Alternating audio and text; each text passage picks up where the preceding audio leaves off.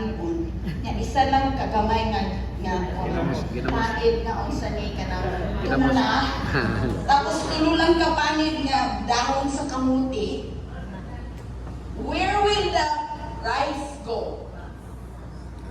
Where will it go? Where will the rice go? It will be stored. So if you're eating too much rice, it's not only diabetes, obesity will be stored extra. Okay? So anyway, glycogen stored in liver and muscle, and extra of that will become energy, or it can go to the fat. Even I'm saying you're going to repeat your fasting. Just say the best fasting method is the one that supports your goal without making you miserable. Okay? So there is a way for you to fast for everybody except for those who cannot, because there are certain circumstances. Okay? You will not, ultimately, you will not be drinking anymore your turmeric. Kaya ang turmeric mo naman na siya bangil. Bangil lang, para lang hindi magkakaon. Balik yung turmeric, balik yung ginger, balik yung cinnamon, para lang hindi magkakaon ng chicken.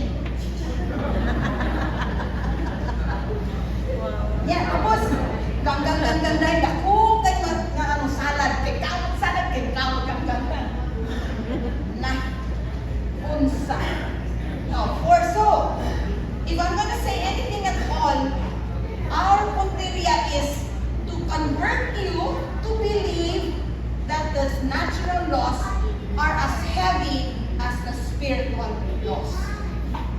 In our life, the spirit and the physical cannot be separated because we were made in the image of God.